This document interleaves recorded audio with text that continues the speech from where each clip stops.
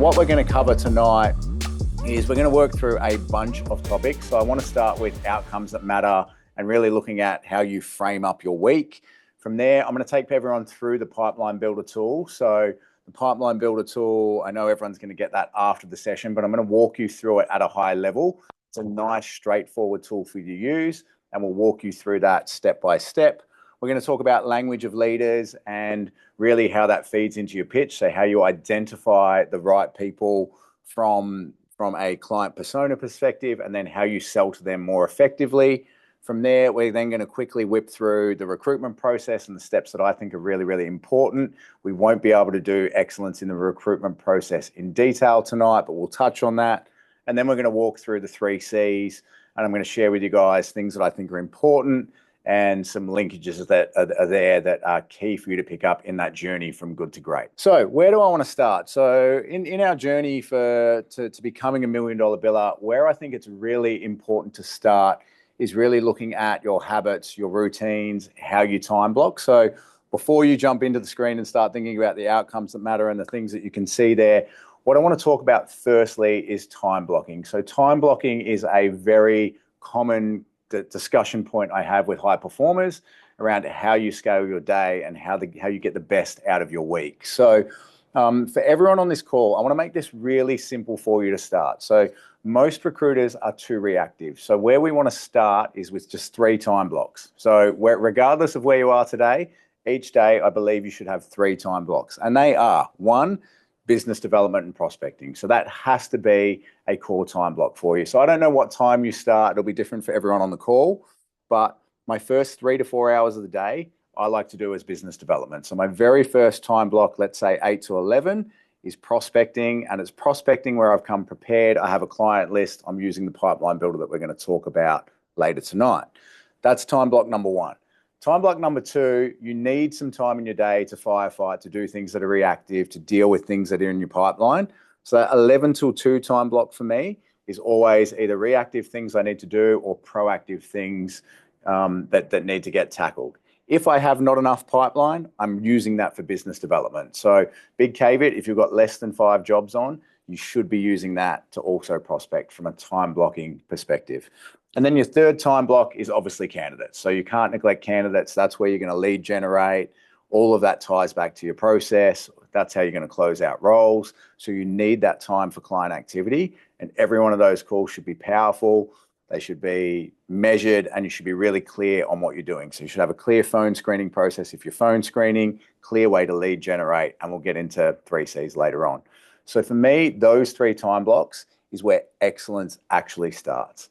Most recruiters who I've worked with in the past, most average performers, come in and they have no plan of the day. They sit down, the very first thing they do is look at their inbox, and then they do a to-do list. We want to make sure that's not what we're doing. So never come in and open your inbox or read your inbox first and then do a to-do list. Start with those time blocks. Super, super, super important.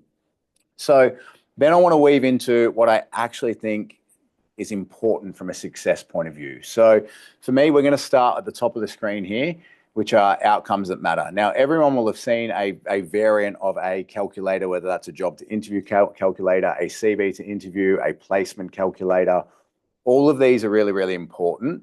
But what I want you to think about is these metrics and how you reverse engineer them for your desk and for your level of performance. So that will be different for everyone on this call. But I'm going to walk you through this really quickly. So the outcomes that matter are really quite straightforward. So there's only four outcomes that matter for everyone, regardless of the sector they're in. So the very first metric that matter, you can see here, is jobs on. So if you don't have jobs on, it's very unlikely you're going to make a placement unless you play in a space where you can reverse market a candidate. It's that candidate short that you can generate outcomes. So that has a place. But for me, the very first outcome that matters that you should be tracking weekly is jobs on.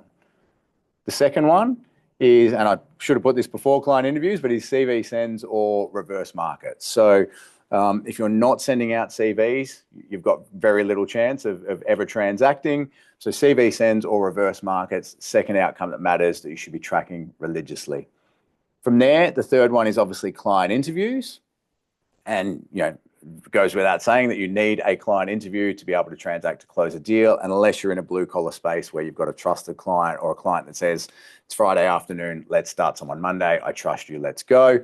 But generally, for everyone on this call, you're going to need a lot of client interviews to make money. And then from there, you need to look at, obviously, placements. So I don't care about offers. Anyone who's heard me train people before would know offers don't mean anything. The only thing that counts is placements. So these are the outcomes that matter, and you should know these back to front, and you should know what your average fee is.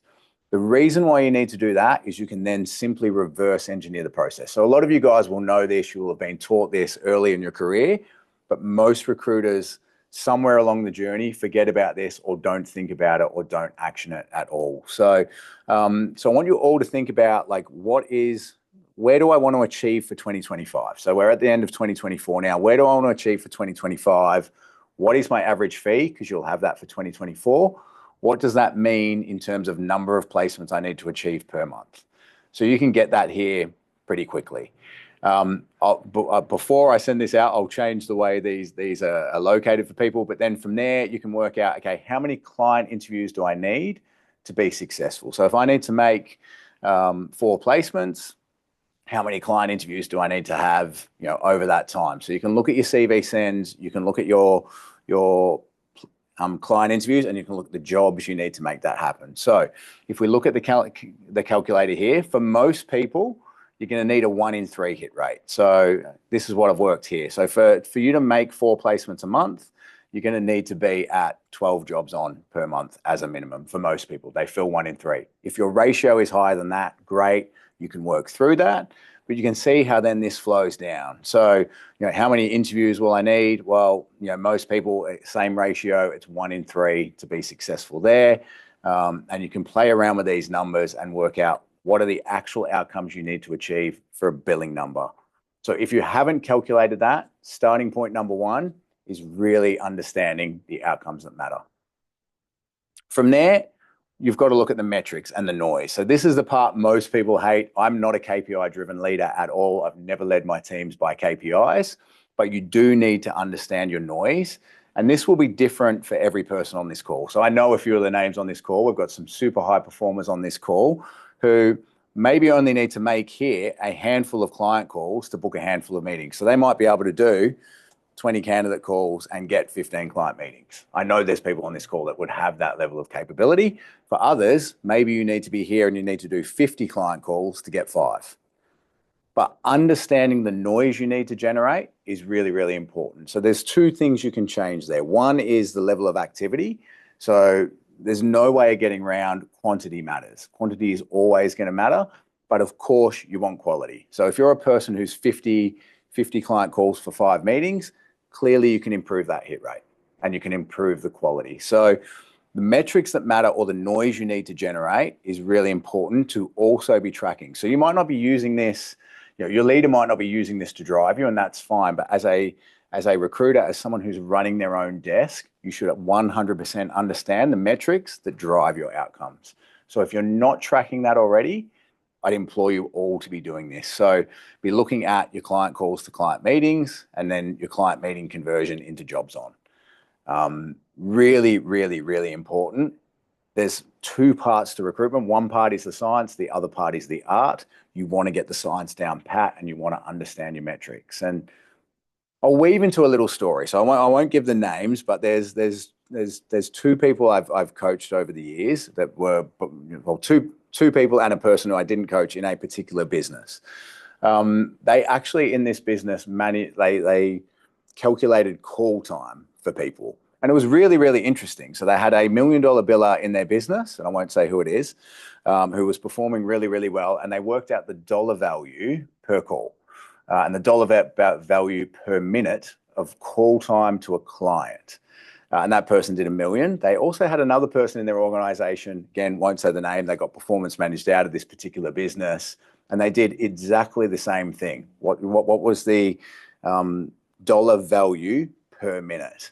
And believe it or not, the lower performer actually had almost, within 50 cents, the same value per minute on a call to a client. They simply just didn't do the activity. So for me, that really reinforces this metrics that matter part. Because that number one performer and the poor performer both could be phenomenal performers if they got this part right and if they actually understood what they were doing. So that poor performer simply could have made more calls because the quality was there, they just weren't doing the work. So for me, for any recruiter coming in, when we think about new habits, new results, this is a really, really important part to start. So you've got to get to a point where you feel a little bit uncomfortable. So going through the exercise of the outcomes that matter, going through the metrics that matter will give you that thought process to go, okay, do I need to change something here? So if you're a 500K biller and you want to get to 700K, you're a 700K biller, you want to get to 1 million, you've got to change some of these habits. You've got to change some of these time blocks. So that's where it starts. And of course, we're then going to dig into the tools, systems, and processes for you as well. So outcomes that matter, super important. Metrics that matter, really, really important as well. But then I want to talk about a successful week. So a lot of people who I coach, a lot of the highest performers I work with, once they've worked out their outcomes, once they've got an idea of their metrics that matter, once they've got this nailed, they're really focusing on the outcomes and they're really looking at what a successful week is. So you should be coming into every Monday morning and have 3 to 5 dot points of this is what a great week looks like for me. So that could be, securing a particular client meeting. It could be securing closing a particular deal. It could be, meeting a certain number of stakeholders at a particular client. It's up to you. For some people here, they will go KPI driven. Other people will go for high level metrics. But I want everyone on this call to think about each week, writing down a successful week is and having at least 3 dot points, kind of max 5 of things that move the needle. Really, really important thing to do and a really important thing to review each week to go, okay, have I actually done the things that are most important to me? And I want to talk about these two other concepts. And anyone who's listened to me talk before will be quite aware of these two topics. So if we think about the secret of success in recruitment, for me, it all comes back to this: talent, time, and intensity. So and maybe we'll do this on this call. Some of you might have already done this before. I'll get you to jump into the Q&A. But if you think about recruitment and the talent of recruiters, so we think about what makes a great recruiter. It's sales skills, communication, negotiation, influencing, psychology of the deal, digital marketing. There's a range of different skills that make a great recruiter. If you thought about that from a talent perspective, and I'll get everyone who's comfortable to jump in the Q&A box and just share how much, if we think of those skill sets, how many hours would you spend per week getting better at your craft? Awesome. So we've got Tom, 3 to 4, Anonymous, 2 hours, Rito, 2 hours, 1 to 2. The common answer for people when I'm in a coaching environment, regardless of the agency, is usually 0 to 1. So there's a few of you who are doing a little bit more. That's great. You've probably got slightly better habits, which is excellent. But talent is the first pillar of a successful recruiter, and talent you're in control of. So you will have a baseline of talent. Everyone will have a foundational starting point. But if you think about those sales skills, all of them can be improved over time. So, and the difference between those who are good and those who are great usually comes back to that investment in talent. So, if you think about the mass of it, most people would do 0 to 1 hour, right? So if you're at 1 hour a week, 50 hours a week, versus someone who's 4 hours a week, 200 hours, if we're just going a 50 week month, that's a 5x difference. You push that forward through multiple years. They're not days ahead in terms of development. They're months and years ahead in development. So I could spend half an hour just talking on talent alone and how you get better. But the very first pillar, if we're looking at what makes a successful biller, what makes a successful performer, is always improving your craft. So I want to challenge everyone here from a habit perspective to go, how do I go from where I am now to that next leap? So if you're at 0 or if you're at 1 hour, how do I go from 1 hour to 2 hours? How do I go from 0 to a starting point? That starting point might be 15 minutes a day. It might be 20 pages a night. It might be I'm going to do a podcast between on my commute in instead of doom scrolling on Instagram. So you want to start a habit from a talent perspective where you start to get better at your craft. So you want to digest books, you want to digest content, and then look at how you apply that to what you do. because that's going to help take you good to great. The second part is time. So time, I want to ask the same question. We'll get a few people in the Q&A box as well to share here.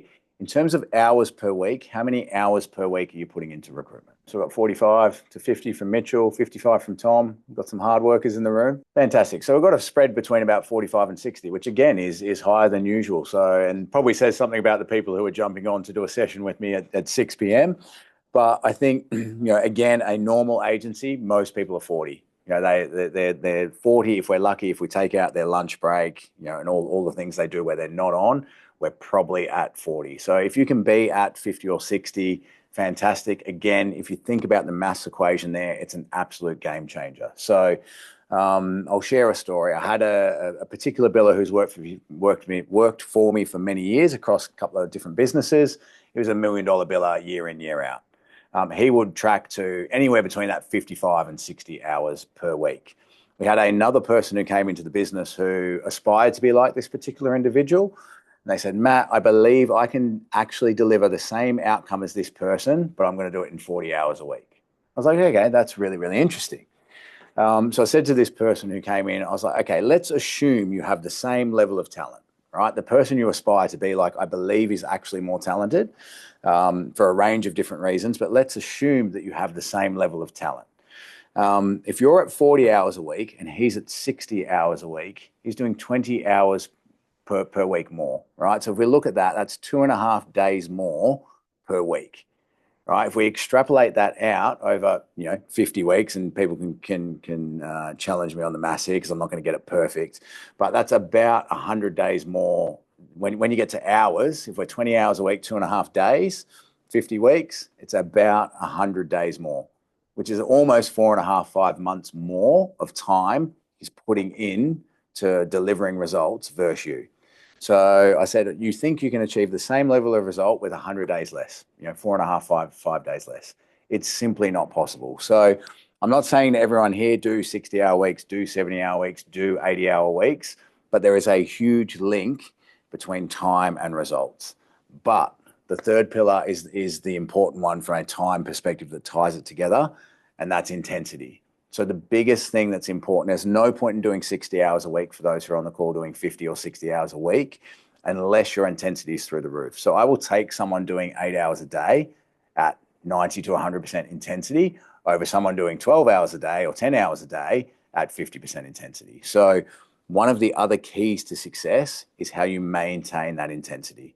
So the success formula is those three together. It's talent, time, and intensity. So to look at intensity, and everyone's intensity is going to ebb and flow through the day. Maybe you have a fight with your partner, maybe you have a challenging call that derails you, and you have to have a walk around the block to shake it off. Maybe something happens in your personal life, but maintaining that high level of intensity is really, really, really important. So one of the ways I do that, and again, some of the people on the call will have heard me talk about this, is I implement door frame triggers. So what is a door? And we're going to talk about two different triggers tonight. We're going to talk about trigger events, and we're going to talk about door frame triggers. So door frame triggers is really simple. It's something I implement where I walk through a certain door, and there's something I say in my head or I say out loud to lock me in from a mindset point of view. So for me, I walk into the ex-recruiter office here, whether it's in Melbourne, and I think this is where I'm successful. And it plants that seed as I walk through the door around what's really important. If I was to turn off my PC now and open it, I have a trigger on my PC, which is a photo of Michael Jordan, which says greatness is a choice. For me, Jordan is the epitome of competition, excellence, drive, will to win. So every time my PC is unlocked and it reopens, I have that staring me in the face. It's a trigger to lock me back in, to remind me, I need to choose to be great. No different on my mobile phone. I have a trigger on my mobile phone. So one of those little hacks to get you into a mindset or get you thinking like that from a performance point of view is starting to implement a trigger. So one of those tools you could do, from tonight would be to start to look at where can I implement triggers into my environment to help lock me back in. So the big ones for me is the door frame, the phone, the laptop, but you can literally do that anywhere. So for some of the high performers I coach, we talk about doing that at home. So my door frame trigger at home is they deserve my best. So I'll sit in my car knowing I've got to walk through that door, and that phrase is in my mind. So sometimes I will sit in the car longer because I'm not ready for it. but the door frame trigger is a game changer. And it might sound like a mystical, weird thing. And a lot of people have said to me, Matt, that is BS. But I'm telling you, if you give me 90 days, that is an absolute game changer. Does it mean you're going to be perfect? Definitely not. Like I would still have the odd night there where I walk into the house and I'm just not on, and my family doesn't get my best, but it's very rare. The more you can lock that in, the more you can start to think about time, talent, intensity, and you can build that intensity. So it's just a little bit of a mindset hack. I'm not going to spend too much time on mindset tonight because I'm conscious of the time, but I want you guys to think about that. So before we move into the pipeline builder, are there any questions people wanted to ask me about the topics we've just covered? Tom, great question. So Tom's questions is any suggestion on how to create a trigger motto? So for me, you want to find something that's personal for you. So the Jordan example is mine. I'm a big sports fan. I was a semi-elite basketball player when I was a younger person. So for me, that was an absolute no-brainer. But it's just got to be personal to you. So it doesn't have to be something that everyone goes, oh my gosh, wow, that's unbelievable. It just needs to be personal and real for you. You can steal someone else's door frame trigger if it works for you. I have a few people who I work with who've stolen mine, and that's totally okay. But you just want to find something that works for you and that locks you in. So, so for me, even if you wanted a kind of cheat code there, you could just, jump into a chat GPT, give me 100 motivational quotes, or give me 100 quotes or 50 quotes on this particular topic. Or you could Google, motivational quote, around success.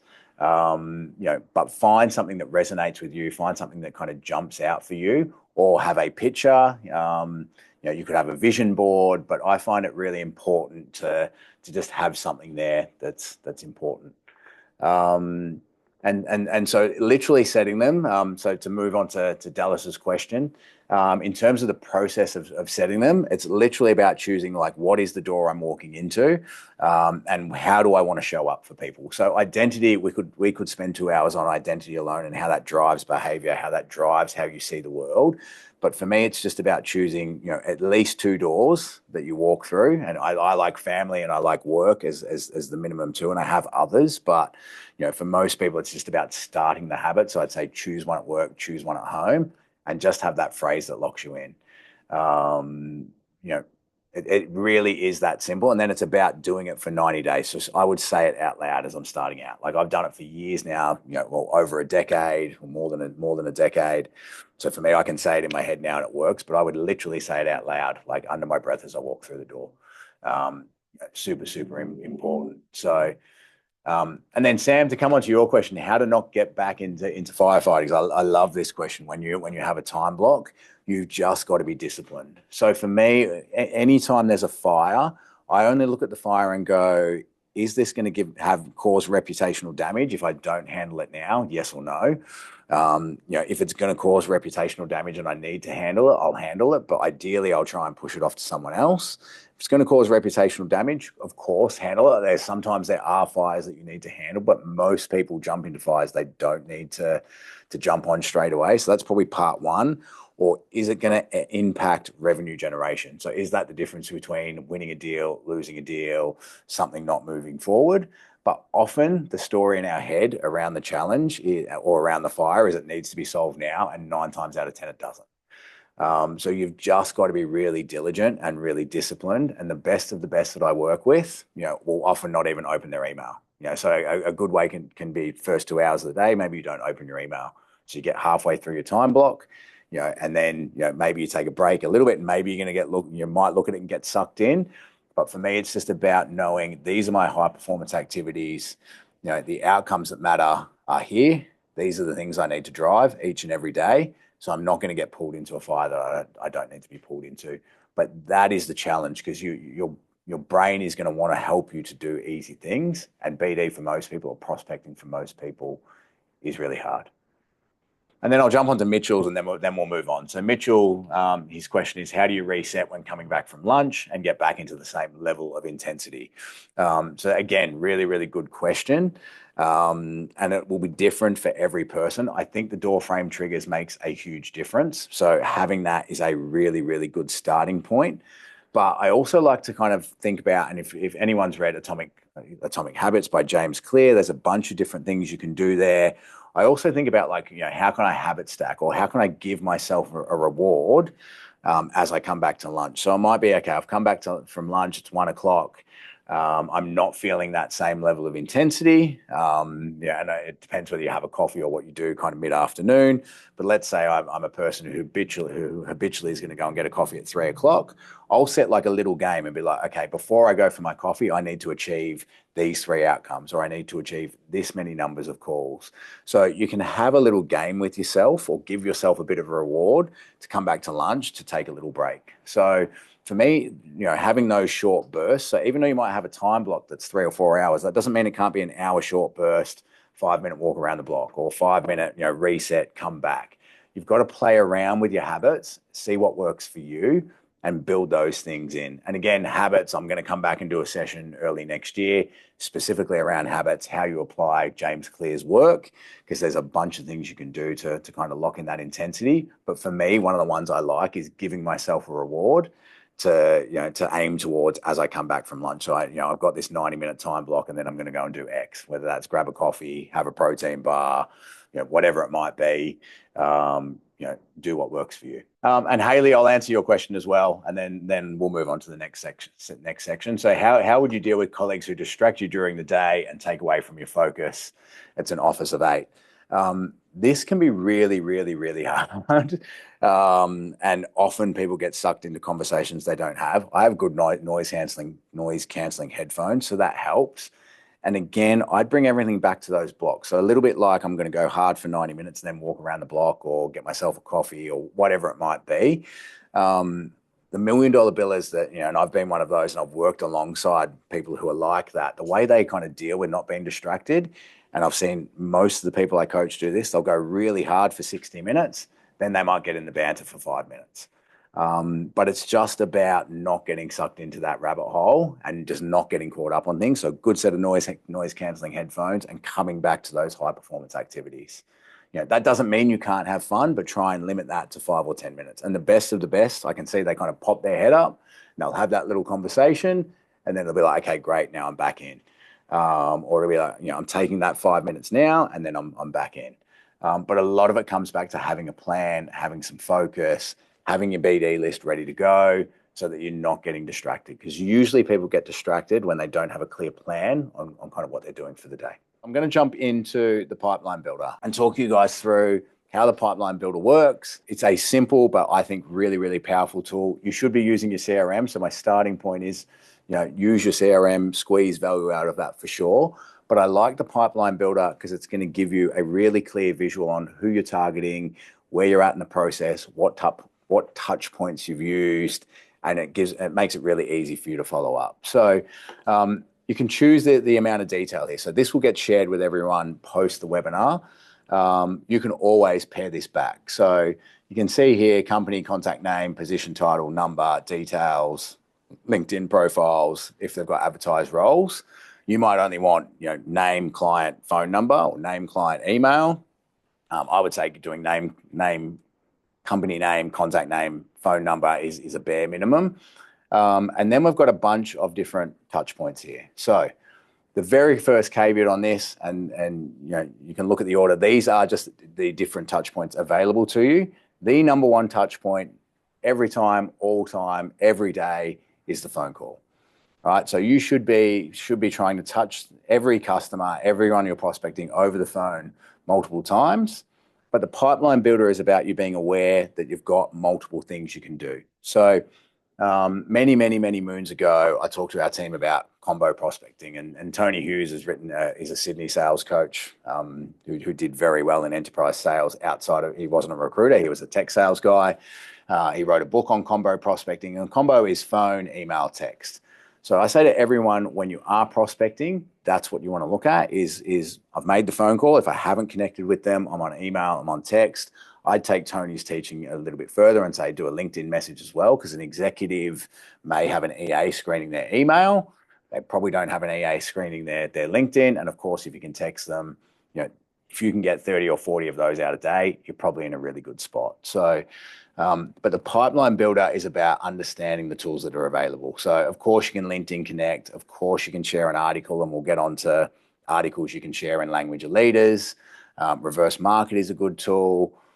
Endorse on LinkedIn. It's a funny one. A lot of people, when I take them through the pipeline builder, go, why would I do that? It literally just puts your name up in their inbox. So Matt endorsed you for business development. Matt endorsed you for project management. It can be a reason for you to pop up in their feed. You know, your name, it's just another touch point for your name.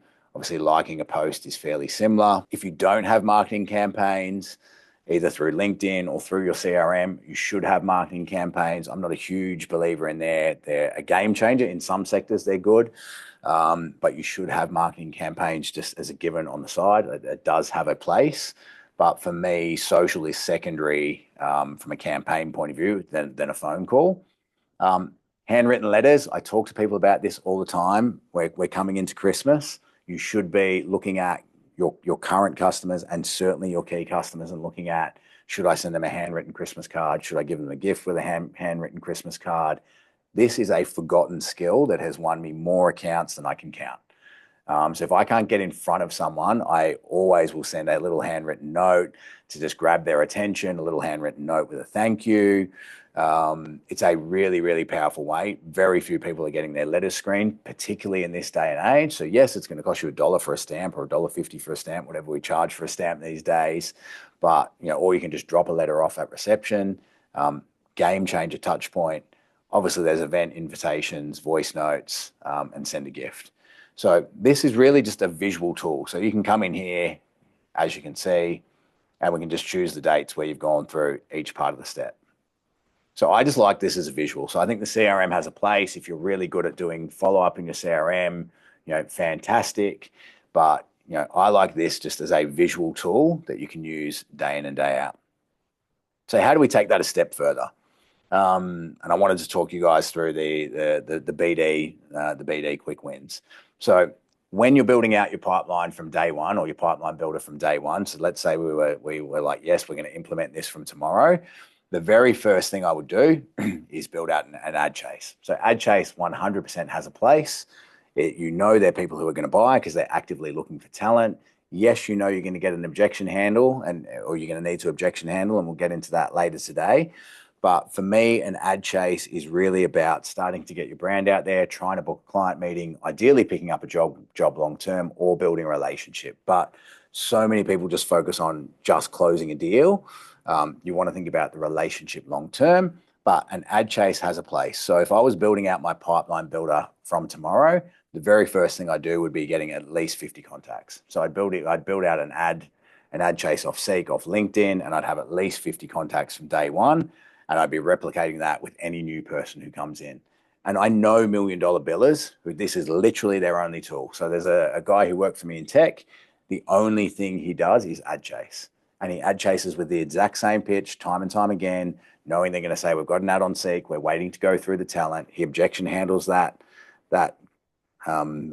piece of data, and then he calls them back a week later, 2 weeks later, a month later, and he does that for every job any customer has on in his vertical until he converts the customer. And that's literally his number one and only, operational strategy, and it works, and he's $1 million biller. Now, he does significant volume. He's not scared of the phone. He's locked in. But like, he would be, the best I've seen in this space. So, when you're building out your pipeline builder, starting point number one is 100% ad chase. For those who reverse market, I'd add reverse markets in based on your market. Again, you can feed it in here. You've got the reverse market tab, as you can see. Have that in as a touch point. In my space, in tech, I haven't been very successful over the years with reverse marketing. I just haven't found that a good tool to convert a placement, but it has been a good tool to get a meeting. So in other markets, it's a very, very good tool to place. So public practice accounting, legal, they're areas where a reverse market can be a placement almost straight away. Sales is another good one. But you want to use your pipeline builder for that. And then if I was building it out for tomorrow, or building it out for 2025, I'd 100% be looking at referrals. So this time of the year is a great place to reflect and go through all of your old placements for the year. So I'd have all of my old clients in here, any old candidate I've placed, any candidate I've placed either this year or previous that I remember.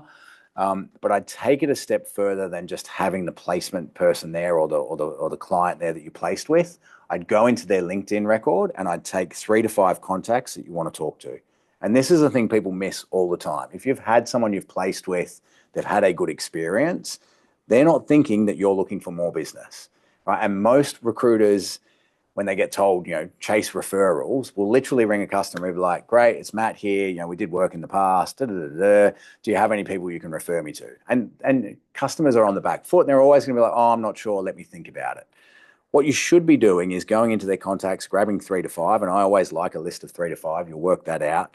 And I'll be like, Jeff, I can see you're connected here to A, B, C, D, E. How well do you know them? Can you refer me? And you're either going to get a yes, I know, A and B, I don't know C, D, E. Of course, I can refer you, or no, I don't know any of them, but I can refer you to X, Y, and Z. But by asking for names or asking by name, it makes it way more specific.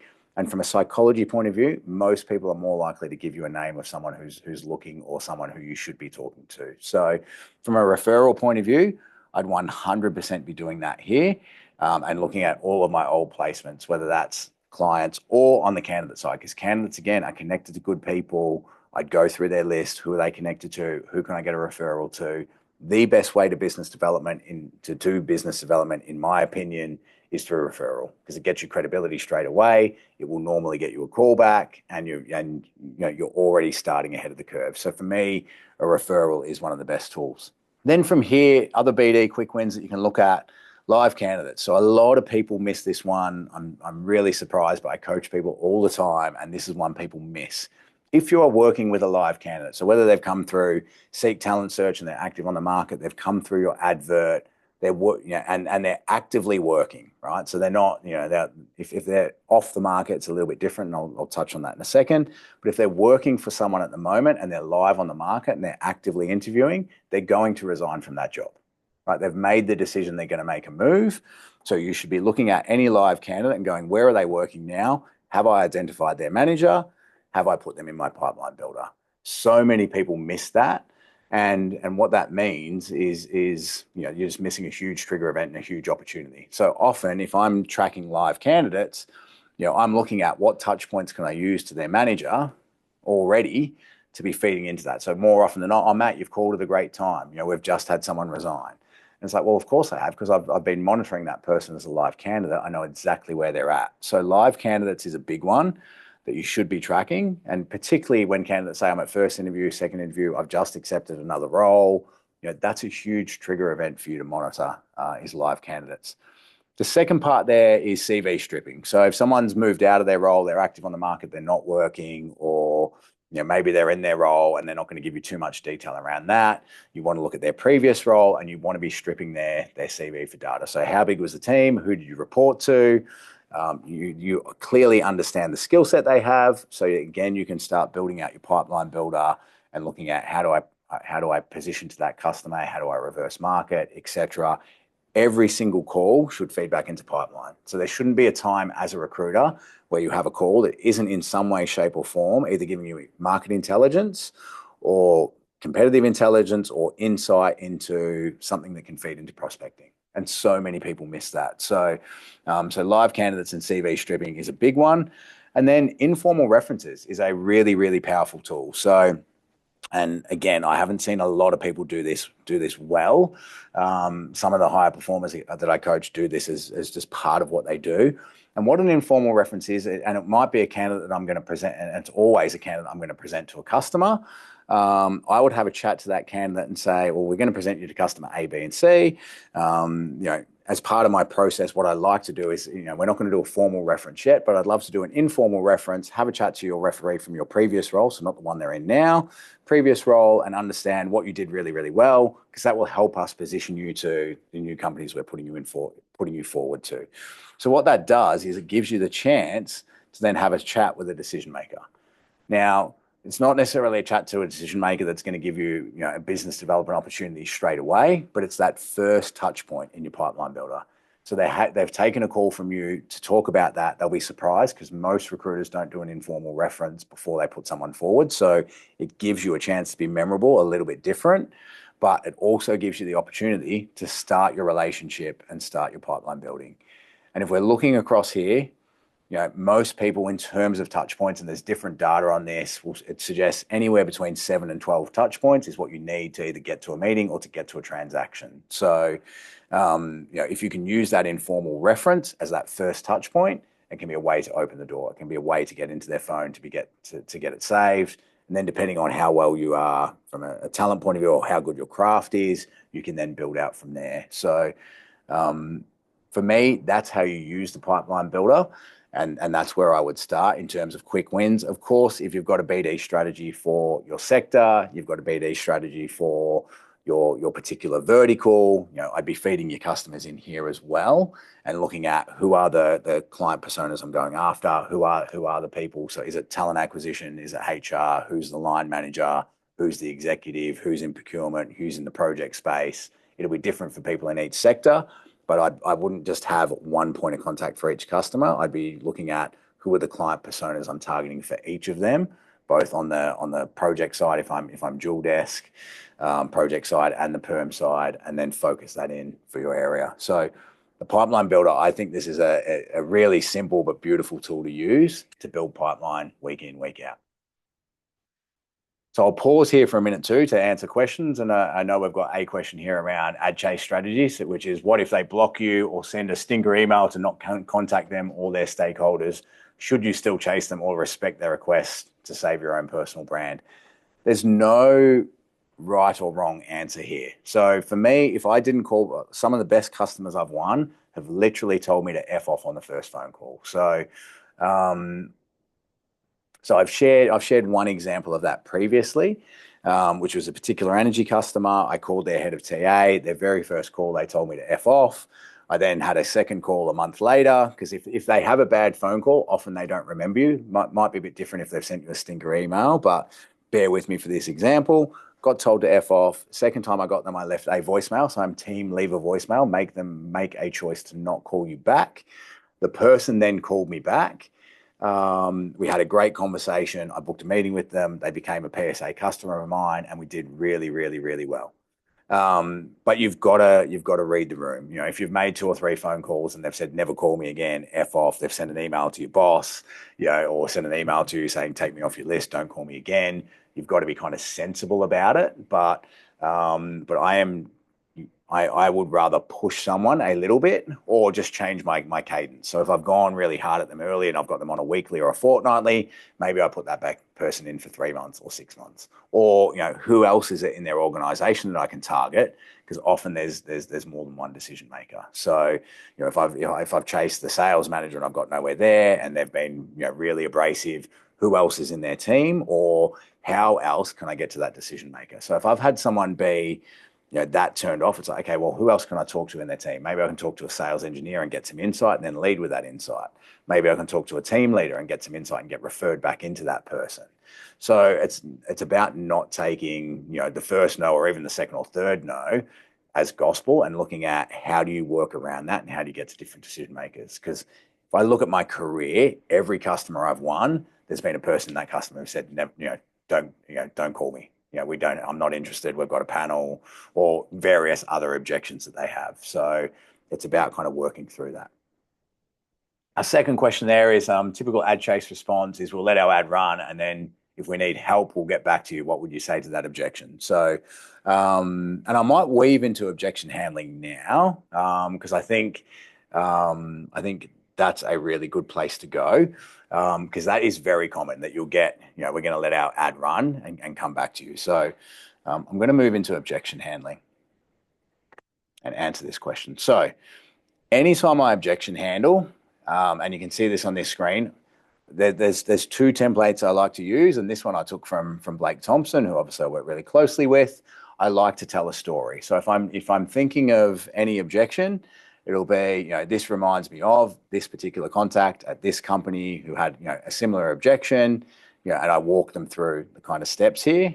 Mine is a little bit more direct, which would be, this reminds me of this direct customer. I go straight into a story, and then I take them through language of leaders. And I'm jumping ahead, and we're going to jump back just to answer your question for you. So whenever I get a question around ads and people say we're going to run our own ads, you can really powerfully talk about two things. So one is the Seek example, and the other is taking people through the bell curve of talent, right? So there's two data points here for your ad chase. So one point, and you need to find this out for your sector, but for most sectors, if we look at passive candidates versus active candidates, it's generally 85% of the market is passive, 15% at any time is active. So if a customer says to me, we're running through our own ad chase, I'll be like, that's fantastic. If you can fill an ad, fill a role through an ad, more power to you. But can I share with you some data points around adverts and the passive and active market? Would that be sensible? 9 times out of 10, you'll get a yes. I then share with them the passive and active talent. So if we're saying it's 85% passive, 15% active, and you can find that data for your space through Seek, you can find it through LinkedIn Talent Insights. I then weave them into the bell curve of talent. So I'll be like, are you aware of the bell curve of talent? And this is really powerful to walk them through. And I'd be saying, well, the 15% of the market that's active will generally be sitting at the bottom end of this bell curve. So they're either going to be at best meets expectation, but they're usually people who are on the market because they're not achieving, they're unhappy, they're on a performance management plan, maybe they've been made redundant. And those people who are active, they're the ones who are going to give you 10x problems. Right? The reason why you would engage me alongside your ad is I'm going to tap into that passive talent pool, and the person I'm going to be looking for you is going to be in this exceeds expectation and outstanding part that is going to drive this particular impact. So I'm jumping ahead a little bit, and I want us to come back to objection handling in a minute. But you want to have something, a story like that for your space, and you want to know the difference between a good candidate or a bad candidate, a good candidate, and a great candidate. So if someone talks to you about they're running their ad, well, we know that the best talent isn't applying to ads in this space. And, an average person in this space is going to deliver this kind of result. A great person is going to achieve this kind of result, and make it real for them. Give them data, give them examples. And I like to talk to people about Seek. And this is common knowledge. I don't think I'm speaking outside of school here. Seek has a talent acquisition team. They have a huge, and they have a talent acquisition team on the contract side. They have a talent acquisition team on the permanent side, and they still spend hundreds of thousands of dollars every year with the recruiters. So when someone says to me, I've got an ad out, I'll be like, great, that reminds me of Seek. Seek own the job board. Every ad they do is promoted. Every ad is top of the food chain. Everyone sees it, and they still spend hundreds of thousands of dollars a year on recruiters. Why? Because they need the best talent. And they know the best talent aren't the people actively applying on their adverts. That's why they have a talent acquisition team. That's why they have a team of recruitment partners that assist them in niche areas. So there are a couple of tools for an objection handle. We'll come back to objection handling if we have time later. But you want to have a couple of really kind of powerful stories there, and you certainly want to have a framework that you talk people through. So for me, any objection, you want to walk them through a framework of, this reminds me of this particular customer. Take them on a story, or take them on a journey. Most people, when they objection handle, just go to okay, that's great. Let me know. I'll call you back in a week, and see how you're going with your ad. That would be like objection handling level 1. We want to have objection handling level 10. So, that's my thoughts on that one. Great. So a couple of other questions. So follow-up question. We work with a panel of specialist suppliers for select roles and are not looking or expanding our PS out at this time. Thanks for reaching out, and certainly keep you in mind should your position change. Again, that's a really, really common objection. Which would be, we use other, we've got other agencies, or we can't go outside of our panel. I would also then take them through a framework. So a good place to start with, that's fantastic. Clearly you take recruitment really seriously. So I'd start kind of along those lines, and you've got to work out what works for your style. And we don't have time to do client personas tonight, and a driver versus an analytical person versus an expressive or an amiable.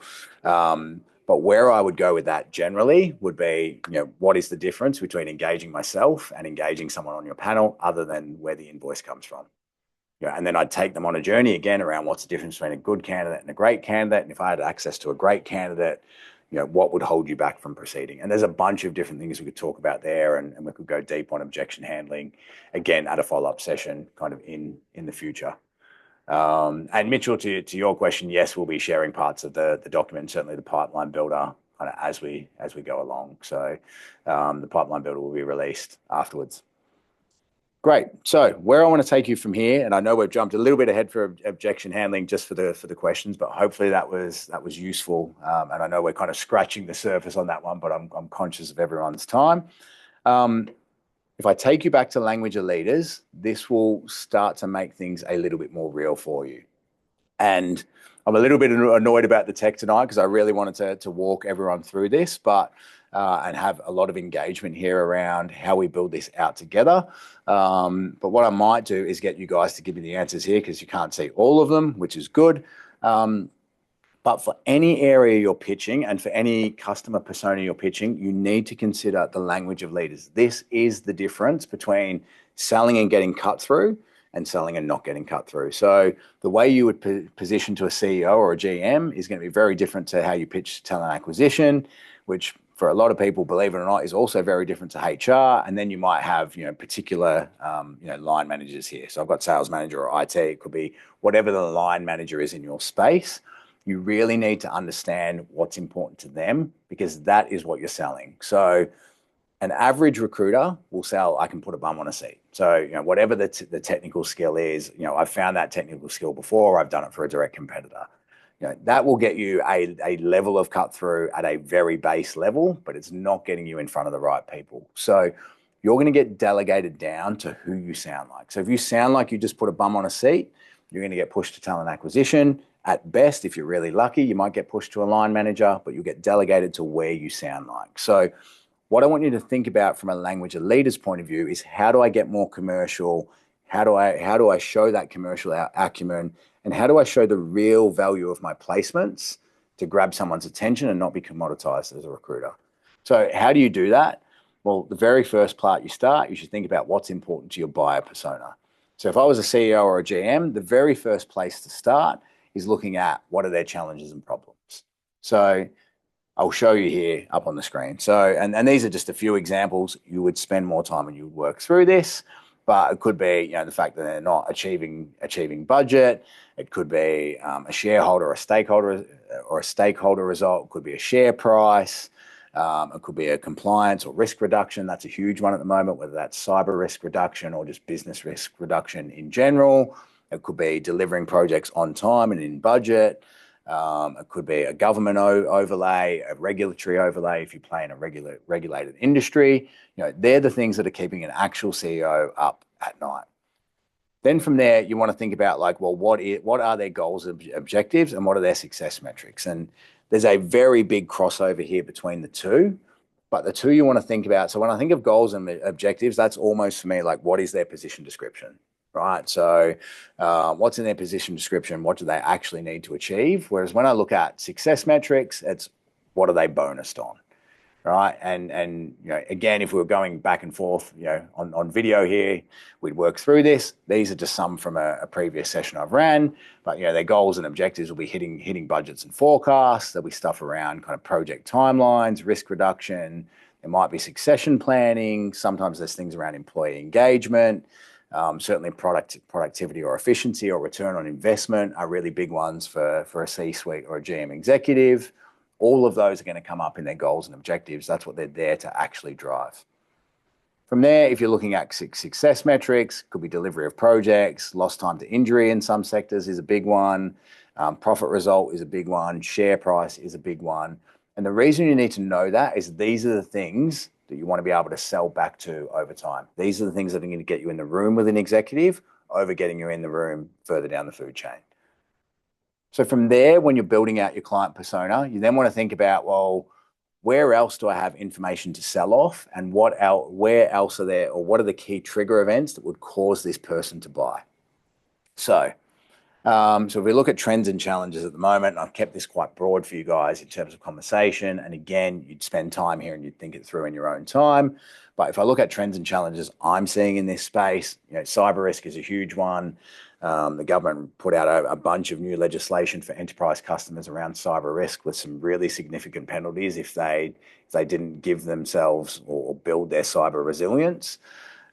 Massive one. Obviously, at the moment, everyone's talking about market factors, the economy. Are we in a downturn? The wars overseas, etc. Productivity is still being talked about. Data management, work from home is a big one at the moment. A lot of people are bringing people back in, as we know. Global uncertainty. These are all the things that CEOs are talking about. Maybe not with recruiters, but certainly with their peers and certainly with their executive team. So being aware of these trends and challenges gives you a position to talk about them and go and find market intelligence and competitive intelligence in this space to get in front of these people. Then from there, you want to think about where are these people going for their data? Where are they getting insights? Who are they listening to? Who are the thought leaders for someone in the C-suite or someone who's a GM or an executive? So the very first one is obviously other CEOs and leaders. That's an absolute given.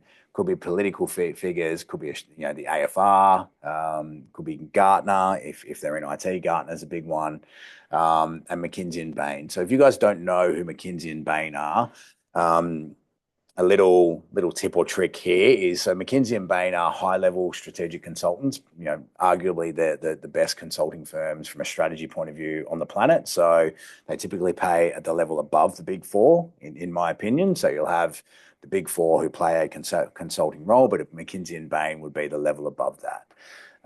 Whatever sector you play in, you could Google trends in FMCG McKinsey, trends in FMCG Bain, 2024, and you would have something come up. You would have data points, you'd have white papers. They have teams of researchers who will give thought leadership pieces and will give insights into your sector. So if we go back to the pipeline builder, if you look at share an article, share some information, a really good thing to do there could be read a great article from McKinsey, send it through to an executive. Hey, saw this thing on McKinsey. Here's either my opinion from what I'm seeing in the market, or here's something that might be really useful for you. So understanding that and understanding where people are getting their intel from is powerful, because you can weave into that world and start to show that you're a person of value. So, and I mean, I know some people in this space who all they do is language of leaders. And so the flow on from here, before we get into trigger events and your value prop, when you're also thinking about how you position on social, how you position on LinkedIn, you should be thinking about how are you talking to the language of leaders. So if I'm posting every week, yes, you might want to do a post to your audience from a candidate perspective. That has a place. Maybe you want to post ads again, that's base level one kind of social. But in an ideal world, you're going to grab your 2 or 3 client personas or one specific senior client persona, and you're going to talk to that space over and over again. You're going to add value in that space. You're going to think about their challenges and problems, their goals, their success metrics, what's keeping them up at night. And that's how you're going to position your socials. And that's where you can start getting people who engage with your content. And it's not about likes or comments, but they're picking up the phone and being like, I should have a chat to Matt, because you know what? All he does is talk about things that keep me up at night, whether I'm in IT, whether I'm in sales, whatever sector you're in. It's a really powerful way to start positioning yourself as an expert, not as a recruiter. So I just want you guys to capture that as we go through for the language of leaders. And then I want you to think about trigger events. And this is where it starts to get powerful from a pitch point of view, and we'll talk about how this all pulls together. So what is a trigger event for a CEO? So it could be the economy improving, it could be reduction of interest rates because then they've got more capital to spend. It could be key people leaving, could be some of their competitors folding. Maybe they win a new contract, they win a new project. Whatever the factors are, you want to map out the trigger events and then start to think about what is my pitch in that space for that trigger event. So the way you build that out is you start getting into your value proposition. So there's 2 things here. So the very first part is the results I've achieved. So you need to have your level 1 answer. What bums have you put on a seat? So if I'm pitching a CEO and I know he's looking for a CIO or a CFO, have I filled a direct report, of a C-suite executive that makes sense, or have I placed a project professional that's delivered an outstanding result that was engaged with the C-suite? I want to have, a baseline here of who I've placed. So this will just be like a list of titles. So it could be a head of X, head of Y, head of Z. But where you want to go to get really good at pitching and really good at getting in front of people is understanding the result your placement achieved. So it's not about I've placed, head of this, head of that. It's, I placed this person and they delivered a $200 million project that was multi-year with a team of 100 on time in budget. Or I placed this person and they delivered this result, which reduced this work health and safety risk, which meant that, we delivered this particular outcome.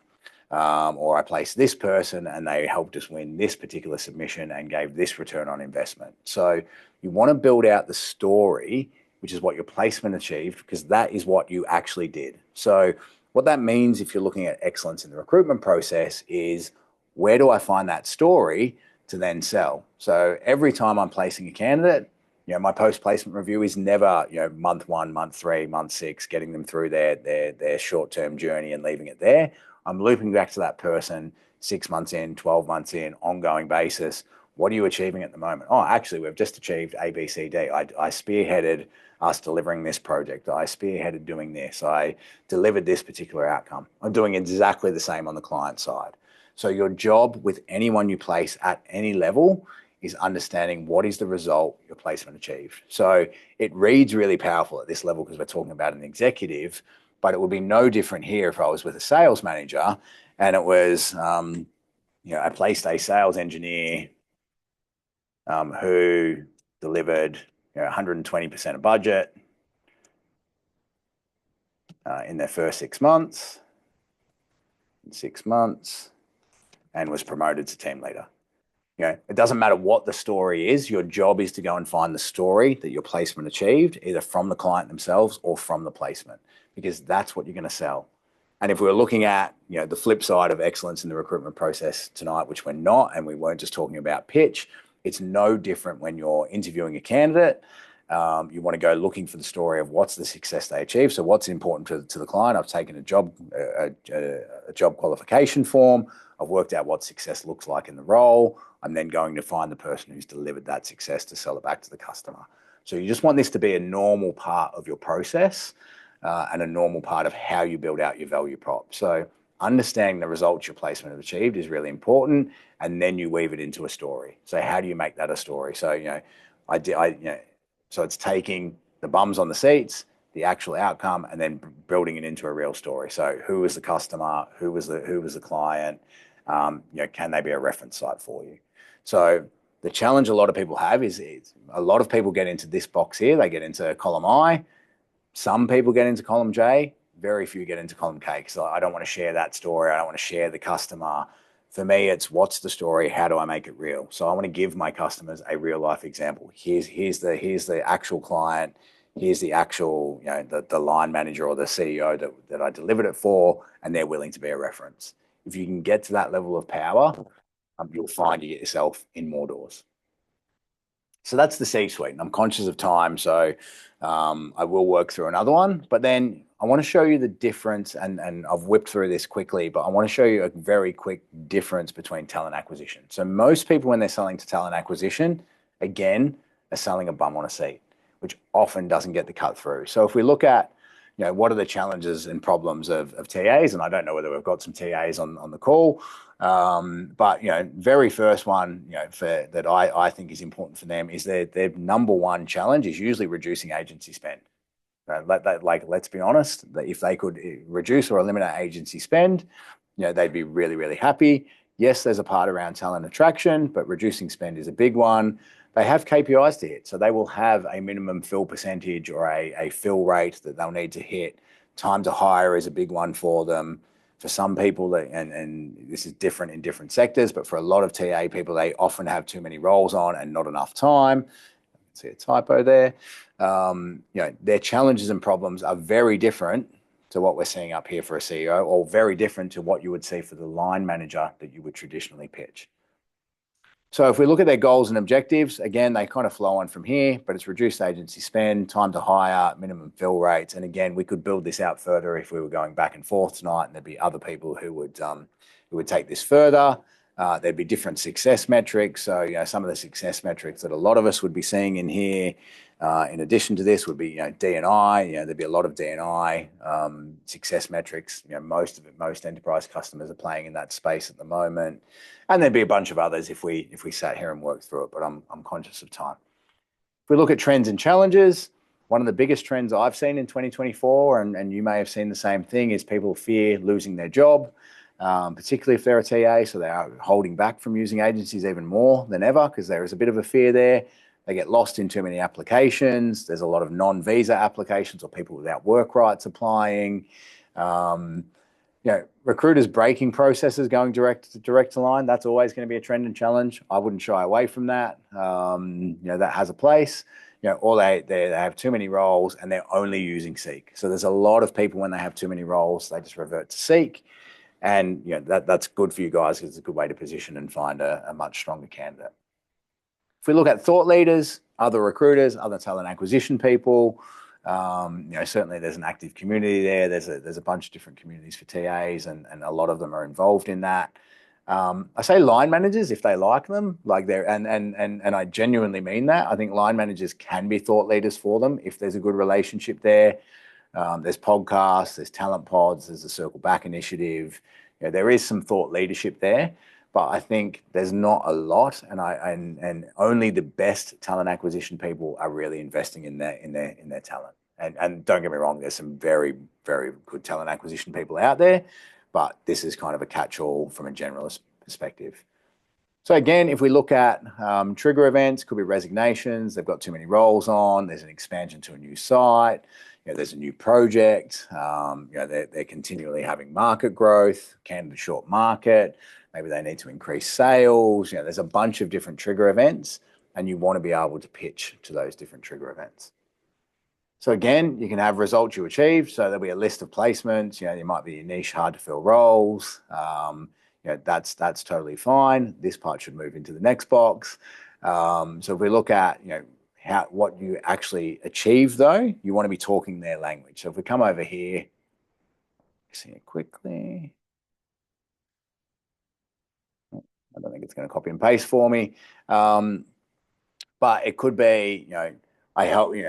If we think of the result that's important to them, you want to talk back to these KPIs. So I actually helped this talent acquisition team reduce agency spend by only helping him in this niche area. I helped deliver a D&I initiative for this particular customer where I had a 50% shortlist of female male representation both at presentation and at interview stage. Or I helped this particular customer increase their candidates with neurodiversity, from X percentage to Y percentage. So you want to go looking for the stories that weave back to their success metrics and weave back to how they get paid. Or I help them, the role was open for this amount of time, and I help them from a time to fill perspective go from point A to point B. So it's all about how you weave this back into the challenges, the problems, the success metrics, and then specific to their trigger event.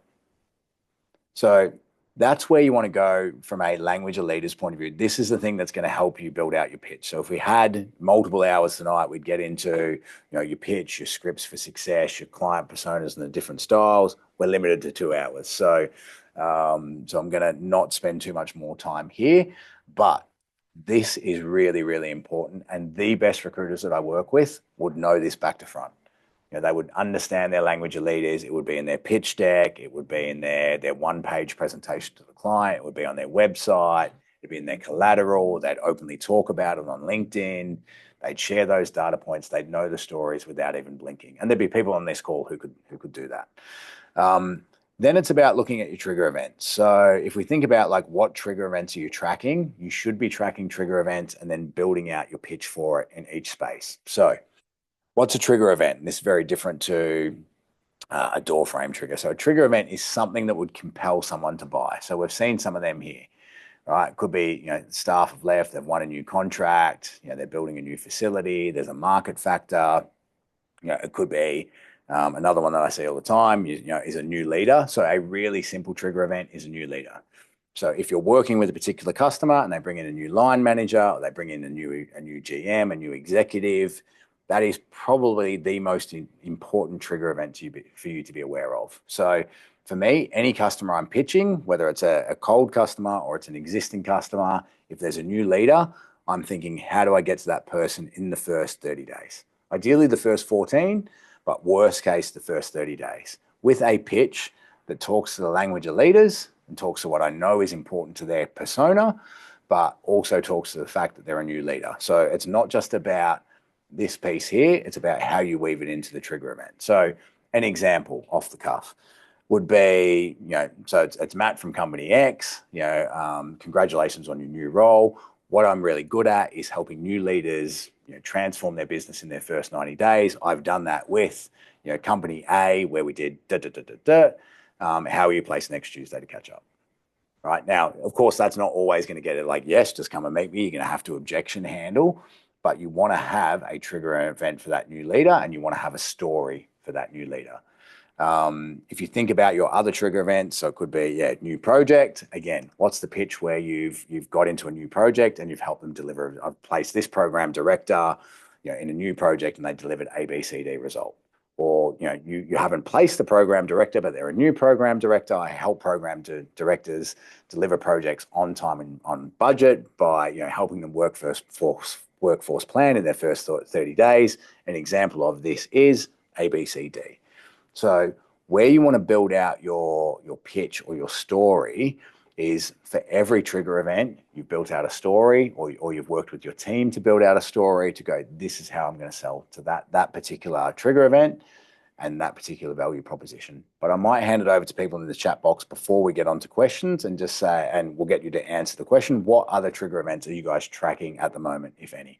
And if you're not tracking them, maybe what trigger events do you think you should be tracking? Steve, love that. So mergers and acquisitions, great. That's a great trigger event. Yep. So what's happening in competitors can be a good one, but you want to be able to take that to it. So if I think about what's happening in competitors, that can be a trigger event if it's something that's a market factor or a downturn that everyone's seeing. Dallas, we've got your company performance growth or need for upskilling to perform better. So yep, definitely upskilling. Anytime you go through like a performance management part, that can be a big one where people they've gone through a performance management process. We want to upgrade employee engagement. We want to upgrade skills for sure. IPO is good. New product launch is good. New revenue streams. Anyone in sales, they're really good ones around new products and so forth.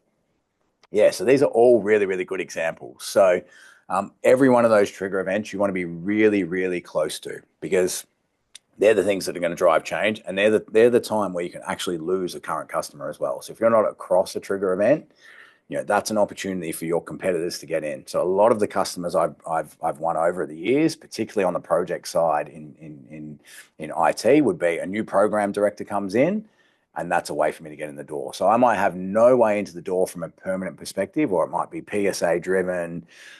It's really hard. The leadership team's been there established for a long time, and then I hear they're doing a new ERP. They bring in a new program director. Often program directors, firstly, are willing to break the rules. It's just in their nature. They're driver type personalities. And secondly, they don't really know the rules or don't know how to follow the rules. So they can do a one-off consulting engagement. It's a huge trigger event, whether it's in IT or whether it's in business projects, to get in, because often the program director has control of the budget and has control of the spend. And particularly if it's a capital project, and I won't bore people with the difference between capital projects and operational projects, but if it's a CapEx project, they can often break their rules and bring in new suppliers. So knowing these trigger events and knowing the way to engage, knowing the way to get in the door is really, really, really powerful. And knowing who these people are. So for me, if I was looking through, just to give you guys where you would go, so I would always be targeting the C-suite ahead of a GM in your particular space. So both the CEO, if you're in finance, your CFO, you want to get as high up the food chain as you can. Talent acquisition has a place, and I can see we've spelled that wrong, but we'll solve that another day. HR has a place. Your line managers, definitely. So your top down, bottom up, super important. I would always be talking to someone in procurement, because procurement, often own the contract in a larger enterprise. Procurement has a place. You can get an insight into who is on that supplier panel, when they're going to market, what's the way in, and you can openly talk to procurement around what do I need to do to be seen in the right light there. Most people don't realize if you don't have agency spend, it's very hard to win a PSA. So if it's a large enterprise customer, what often happens is they'll go to market and they'll put people in that we've spent money with these customers. Let's read their tender, or we haven't spent money with them. Let's not even bother. So procurement can be handy because you can find out when that PSA is up, and then you can start to strategize how am I going to get spend. So procurement is another really good way in. And from a project perspective, your program director, your head of PMO, whether that's the business side, whether that's the tech side, depending what space you play in, but anyone who's around that project management office, the EPMO, they are really good ways to get into a customer, and they're certainly personas that you need to have mapped and understand what's really, really important to them and know the difference between good to great. So I could give you, kind of multiple examples in this space, and certainly in this space, where people will break the rules, they will overspend, they'll bring in new suppliers if you can speak their language. Okay, so if there are any recruiters out there that are interested to find out what it's like to have a VA support them in their role, whether that be to bill more, reduce tasks that they don't enjoy doing, or be a more effective recruiter in their niche, then we definitely recommend reaching out to the Outsource People or TOP. Reach out to them, inquire on how they can implement a VA in your agency and to support you. And if you mention ex-recruiter or Confessions of a Recruiter, they will give you a 13% discount off your bill per month on this VA that will allow you to scale your business, scale your desk, and to bill more and make more money. So go reach out to the Outsource People, say Confession sent you, get your discount, and see what is possible. So Luke's got a question, and I'll share this for the group and for the audio. So the question is, if you can't get them on the phone, would you use the same format on an email? The short answer for me is yes. The longer answer is it's still a yes, but it depends on the persona of the customer. So if I think about like the scripts I use, and I think there's a real art form in building out email scripts that pack a punch, or a LinkedIn message that packs a punch. I always think of two personality types. So in my space, most people are either analytical, so they're in the detail, so they're either engineers or they're IT, or they're driver personality, short, blunt, direct, they're executive, they want to see the 3 to 5 dot points. If I look at the other two personas, you have expressive, so people who are super friendly, engaging, bubbly, less in the detail, or you'd have amiable, who are kind of quiet, lovely, nice. Most of my customers would sit in either analytical or driver. So when I'm thinking of an email script or I'm approaching them, I build out my story exactly the same way. So I think of, who am I pitching here? What do I know their success metrics are? What's the trigger event? And then what's the story I'm building out here? But I usually write it to an analytical. And the reason I do that is an analytical wants more detail. A driver wants short, blunt, direct. But for a driver, the way I'll write it is I'll have enough detail in there for an analytical, but then I'll usually have 5 or 6 dot points that pack a punch, whether that's around what I've delivered in the sector, what the outcome of that delivery was. Of particular note, the projects I've delivered are direct competitor, project outcome, direct competitor, project outcome. And I'll have 3 to 5 dot points, because I look at it and go, an analytical is going to read the whole thing if they're engaged. A driver's probably going to run their eyes over the dot points. And if those 3 to 5 dot points are key things in the industry, I'm going to grab their attention. They're probably going to read the email, or they're just going to pick up the phone. So yes, to answer your question, using that same format on email is really powerful. And you want to play around with that. You want to experiment with that. But I think having a template is really, really important. That pushes people through this, because it will grab their attention and you definitely get better cut through.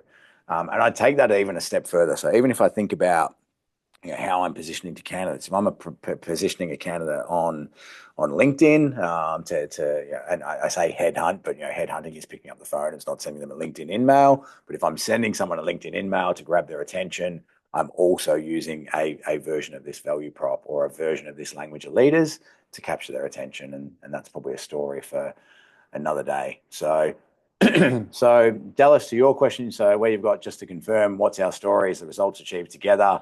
I and J, yes, and then I'd tie it into the trigger event. So to pull together your story, I'd then bring in your trigger event, because it might be different what you've delivered, or the way you position that might be slightly different.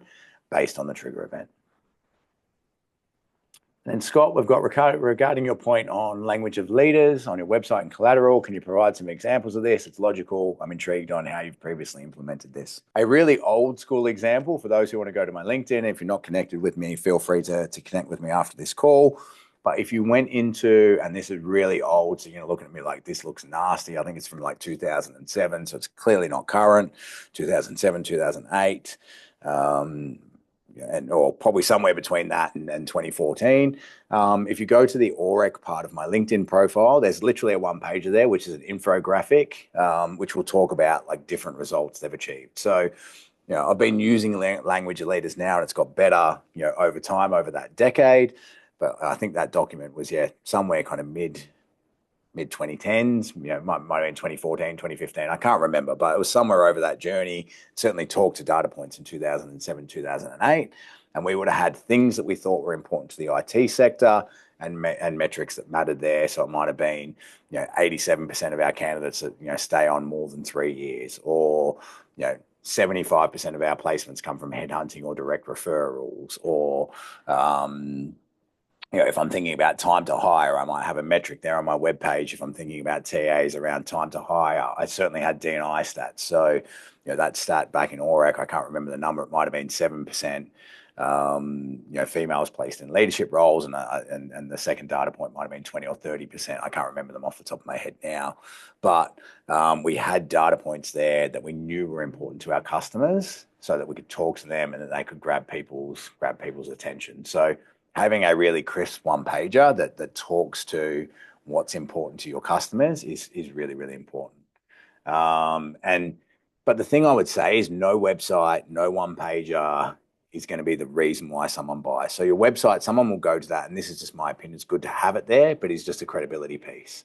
Having a good one pager that you can send to a customer when you've spoken to them, or send them as a touch point, is probably more powerful. But the biggest thing is understanding that story and being able to pitch that story over the phone, and really bring it to life over the phone. But having a powerful one pager, I think, is always really, really good. So hopefully that answers your story. Answers your question. And then Tom, I missed yours. So how early on would you be telling the story into the BD cycle? I want to be talking the language of leaders on that very first phone call. So the reason for my call is, and then I'm weaving them through, the value proposition, the trigger event. So the reason for my call is whatever the trigger event is, and then I'm rolling into that story. So I want to get that in the BD cycle as early as possible. I want my collateral to back that up. And I want to be pushing that story time and time again, and playing around with that as I objection handle, through the different objections that may come up through the process. I'm going to whip into the recruitment process and the 3C. So I would have liked to have spent a little bit more time on objection handling, but I'm more than happy for the team and I to come back and do objection handling early in the new year. I'd really want to do objection handling where we can go back and forth and have a bit more engagement. I think it's hard over the text box to give tonality, to understand your questions in detail. So I'm going to park objection handling for now and come back to that, because we could easily spend 2 hours on that around, what are scripts for success? How do we take that language of leaders further? What do we do for common objections? I feel like that's almost a standalone. So I know I've given you a bit of a teaser there, but we'll go into detail on that at a future session for those who wish to come back. But what I wanted to do now is walk you guys through a couple of different things. So the first one is the recruitment process. The second one is walking you through the 3Cs. So in terms of the recruitment process, so this is just a little, and I don't love the way this looks, but you'll get the idea. What I think is really important, and the difference between good to great, is understanding the steps of the process and having these mapped out end to end. So anyone who works closely with me will look at each part of the recruitment process and we'll map it out end to end. So if we look at here, this is my view on the recruitment process, and it's a really simple checklist for you just to go as you go through. Have I done this well, or is it green or essentially red? You've either done it or you haven't done it. So if we look at following the process, so the very first thing, the most critical thing, is taking a job brief. And what I mean by that is not taking 2 or 3 dot points. It's not I had a 5-minute conversation with the customer. It's taking a detailed job qualification form. So you should have in that, of course, all of the basics around salary, rate, key skills, must-haves, desirable, etc. But it's about digging in and challenging every part of the brief. So it's about looking at those details and going, where can I push the customer? How do I open up the brief? And having a documented job brief process, because excellence in the recruitment process is about understanding how you win. So if you haven't documented this and you're winging any part of the process, that's holding you back. And I'm telling you, it's costing you money. So for me, complete job brief, super important. There's some really key questions in there that you'd want to ask. One of my favorites, what does success look like in 1 month's time, 6 months' time, and a point in the future? And get them to give you a time.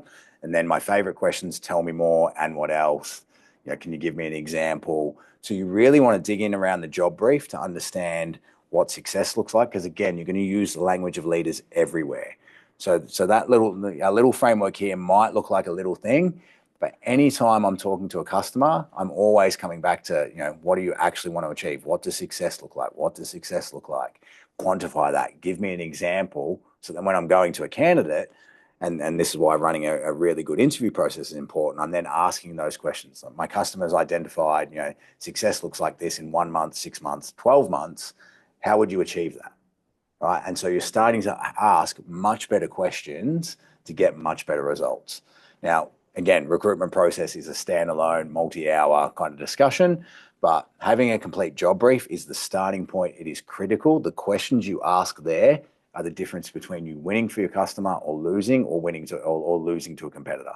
So I know over my career, I've done less and less contingent roles, as we've kind of gone along, but I know that I've won countless briefs because I've taken a better brief. Instead of having 3 to 5 dot points, I've understood the project, what they're trying to deliver, what success looks like, where they're willing to flex in way more detail than my competitors, and I've beaten them 9 times out of 10.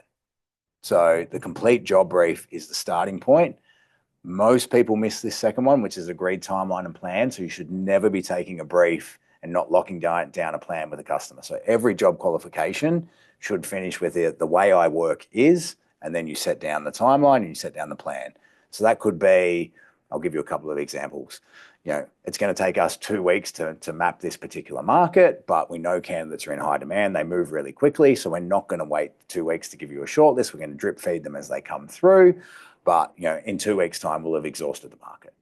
Simple example of setting a timeline. So I'm going to have candidates to you from X. When can we book in interviews? Or the way I work is I'm going to send you through candidates on this particular date. If you can be a bit more direct with it, or you can have a line in the sand that's quicker because you want to create urgency. When are you available to talk through these candidates? Because I want to send them through and have a conversation with you. Because again, most recruiters actually don't talk to and actually present their candidates, which we'll get onto in a minute. But you want to try and pre-book your interview slots. Your role as a recruiter and your role as a sales professional is to always be multiple steps ahead of your customer. Right? And you can win customers, you can win exclusive customers, you can convert customers just by running a beautiful process. And most people miss here. They don't have a timeline or plan. It's like, I'll try and get you CVs by Friday. They then miss it. They send a text, we'll have CVs on Monday.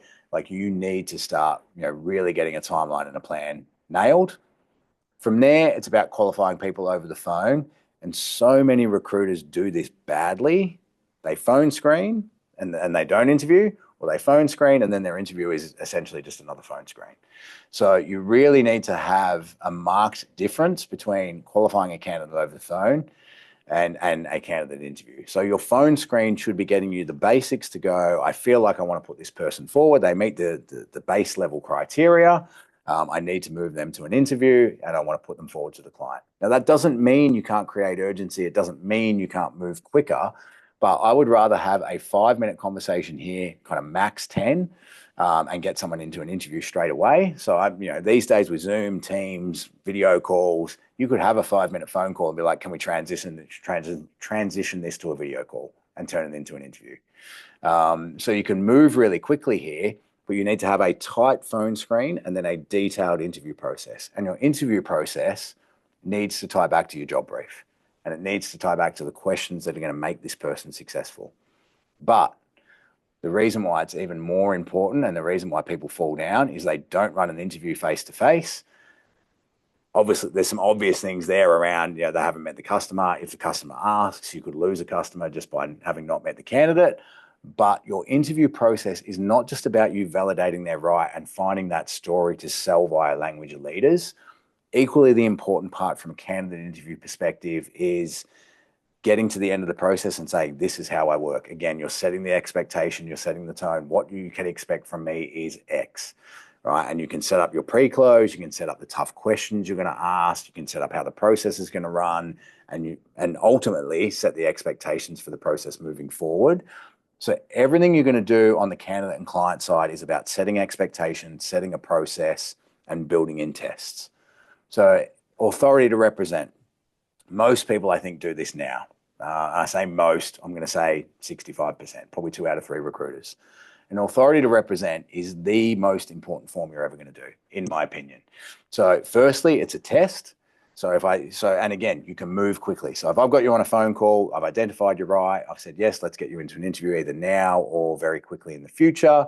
I'd be saying to someone, okay, great, we've agreed we're going to send you to company X for this particular role for whatever the rate is or whatever the salary is. I'm going to send you through an authority to represent now. I need you to send that back because we have to have that from a compliance point of view. Like our team requires it from a compliance point of view. Does that sound reasonable? Yes. I'm going to send you to the customer based on your verbal authority, right? So I'm not holding back. I'm not waiting for them to send that. I'm going to send it on their verbal, but I'm asking them to send it back because if they don't, I automatically think, am I in control? So when you think about the 3 C's, so control, close, create urgency, I'm going to get onto them for the final part of this evening. But for me, that's your first test for are you in control? All right. So if I've asked you to send an authority to represent, you're like, yes, I'll send it through, and you haven't sent it through to me within an hour, I'm already thinking, am I in control? Or when can you send that through? I'm going to send it through tonight. Great. If I haven't got it the next day, maybe I'm not in control. Maybe they're not as interested in the role as I thought. So your authority to represent, super important. And again, the whole idea of this little flow chart here that I'm showing you is just for you to have a visual representation of, have I done this part of the process? Yay or nay is your starting point. But where I want to get everyone to, or where I want you to get thinking about, is if I can get everything down to a beautiful process, I can see where I can win. I can ask better questions. I can make this process better time in and time again. So every process I run, I evaluate my experience.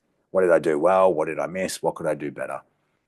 Presenting candidates, another massive one. Most people's idea of presenting candidates is, I've emailed the customer 3 CVs and said, here's Abby, John, and Billy. Would love to get your feedback. That's their idea of presenting candidates. Some people have a nice cover page, maybe a story. Other people have none of that. They just send an email and sit and wait. Your job is to be a salesperson, so you need to present candidates. So you want to set up that you're having a conversation with that customer. So I'm sending the candidates through on this date, this time, or on this day. I'd love to talk you through the detail. You want a cover sheet, and you want a cover sheet that talks to the language of leaders, talks to your job qualification, but you want to get them on the phone, because I can say to them, there's only so many things I can put on a cover sheet to grab your attention. The value is in us discussing the candidate, why they're suitable, and the experience they bring to the table. And that then feeds into your pre-interview process. So a lot of people don't do a pre-interview process with a candidate or a client. So a lot do it with the candidate. Very few do a pre-interview with the client. You want to do a pre-interview with the client to say, and set the framework of, if you're meeting this person, you're meeting these people for a reason. You think they're suitable for the role. We both agree on that. Assuming they're good, what's important to candidate A, what's important to candidate B, candidate C, are these things. Good candidates have multiple opportunities. Again, you're creating, closing, and controlling, creating urgency. But you want to get your client thinking that they need to sell their opportunity and walking them through what is important to each candidate. So each one of these processes is vital. So you want to have a process for each of these. Post-interview debrief, also super important. Again, we don't have time tonight to walk through what I think a great process flow is, but I want you to be thinking as recruiters, have I documented these processes, or am I just winging it? And most people I know, once they get into this part of the process, they're winging it. and they're hoping that their experience works for them. And for some of you on this call, you might be that good that you can get away with it, but you don't understand what makes you great. If you ever want to build a team, if you're ever coaching other recruiters, you can't actually impart your knowledge if you're winging it. And then you've got your other processes here. So offer close, reference check. Of course, you should be trial closing from part one. But they're the other processes that I see. I just like this as a visual. You might have more processes that you include. You may have less processes that you include, but I want you to have thought through them and gone, have I actually mapped these out? And if you haven't, that's something you should certainly be looking at over the break. Know an authority to represent is not a legal requirement. I think it's very good best practice. And my view on the authority to represent is that that one particular form has saved me more deals than I could count, and it has made me look good as a recruiter against my competitors. So is it a legal requirement? Is it legally binding? No. Right. But if you get in a situation where the candidate's been presented by multiple agencies, it's a really, really positive thing to have. So if I was working against you, for example, and I had an authority to represent and you didn't, if the customer came back to me and said, Matt, I've received that CV from another agency, I'd be like, well, that's really interesting, because our process is for every candidate, we get them to send back an authority to represent, saying they haven't been presented by other agency, asking us to exclusively present them, and letting us know and detailing that they haven't had their details presented by another agency in the previous 6 months. So I'd start with that, and I would actually send it through to my customer. And I would push on them and say, well, do you really want to be working with an agency that is sending people without their authority?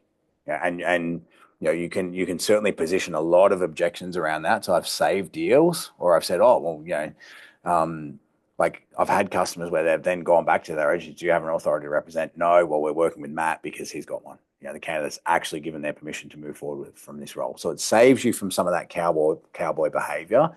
It positions you as someone who's professional, and it just gives you a differentiator. Now, that doesn't mean that it doesn't happen. I've had times where I've had no authority to represent. There's always going to be a candidate that tries to break the rules or sends an authority to represent to everyone, but I would 100% do that with absolutely everyone. And I've seen good effects to answer your flow-on question, Dallas. I've seen people now doing that in blue collar. So I help with partners in blue collar who do that. I've seen it, across the board have really, really good impact, and it just positions you as an expert. It makes you look good. It makes you look like you follow a great process, and it can save you losing deals to multiple candidates being represented. Okay, Mitchell. So how are you handling counter offers for top candidates? Great question. And a hard one to answer without kind of going back and forth with you, around the different scenarios. But for me, I have that counter. You want to have that conversation as early as you can, and you're quite possibly doing that. But you want to have that conversation day one and just not take no for an answer. So whenever I'm thinking about closing a candidate and I'm closing them early on the opportunity, the dollars, what excites them, etc., I want to have that conversation. And it's not, and most people just take it at face value. Well, what happens if your current customer, your current company counter offers? Oh, well, that won't happen. Or no, it doesn't matter. I wouldn't stay. I'd be like, okay, what if they offer you 20,000 more in the leadership role? Oh, they're not going to do that. Yep, but walk me through what if they did. So you really want to dig in around those motivations, and make sure they're kind of locked in. And you want to be having that conversation each step of the way. So if we're going through each part of this particular process, I'd have counter offers, particularly in niche areas, weaved in all the way through. And I'd be highlighting back to them from my interview the reasons they were leaving, because we'd be talking about, well, why are you leaving? And I'd be really digging into that. Because again, most people, when they have a counter offer, usually means they haven't dug in enough around, well, why are you actually leaving your current role? Or they get a wishy-washy answer, and then that leads to a counter offer down the track because the person wasn't really looking. They were just, seeing what could happen. So it's all about how you dig in. There's no perfect answer. And I've shared this with a few people, like recruitment is not like chess, right? So if you think about the game of chess, for those who know about chess, anyone who loses a game of chess, you can almost, go back and be like, that's the move that lost me the game, right? For those who've studied chess, and I'm not a big chess person, but I've played a bit in my time. But there'll always be a move or a series of moves where you can be like, that's the reason I lost. Recruitment is more like poker. So for those who know Texas Hold'em, you can have the 80% winning hand or a 90% winning hand. The last card can flip over and you can lose straight away. So your job is, and recruitment is like that. So your job is to run as beautiful a process you can and have as many 80% or 90% likelihood chances of winning and perfecting that process over time, but knowing that you can do all the right things and lose. But what generally happens is people break this part of the process and this all becomes a sea of red. And then they're flipping a coin and they win and they go, okay, I'll do that again. So your job is to handle things as best as you can. And if you're having challenges with counter offers, digging into that and going, well, what am I asking people? How detailed am I going? Am I pushing on that enough and building it out from there? So Sam, just coming on to your question, some contract roles I work on don't have the opportunity to take a job brief from the client. You just revive a PD through a portal, for example. Any advice in these situations? Yes. So for me, and this is not having a go at you, there are customers who play in that, some of their enterprise customers, they do just send you 3 to 5 job briefs, and that's exactly what happens. You want to get to the line manager. You want to get to the line manager, and if TA is blocking that, you want to have questions for TA that terrify them. So for me, if a TA says, well, you don't need to deal with the line, you can just deal with me, I will have 2 or 3 questions in my kit bag that I know they can't answer, that are either specific to the space I play in or specific to the role. And anytime I objection handle, I want to make it sound like it's the most stupidest thing to not have that meeting, right? So if I had a TA for whatever reason kind of block me in that space, or a line manager for that reason, like block me around a meeting, I'd be like, okay, so instead of spending 15 minutes with me, working through the brief so we nail this for you and you get the best candidate on the market, you'd rather waste 3 hours in interviews that might not be relevant. Right. So I want to put them in a position where, and I will objection handle variants of that to make them feel uncomfortable. Like, oh, okay, well, yeah, it makes sense to just spend the 15 minutes, not the 3 hours. Or if someone sends me through a job brief with 3 dot points, and they're telling me they want to get the best candidate on the market, I'd be like, and again, whether it's a TA or a line manager, okay, so we want to find the best candidate in the market because we know the best candidate in the market is going to achieve this particular language of leaders result. Yes, great. So the best candidates in the market are going to have multiple opportunities. We agree. Yes, fantastic. So how am I going to position your company to that candidate if they ask me, have you met line manager X? Right? Because I'm not going to lie to them, so I have to tell them that I actually haven't met them. Do you think that's going to secure the best talent on the market? No. Well, that's why I need to meet them. Right? So you've got to find these different ways, and again, that's why objection handling, we could spend a long time there.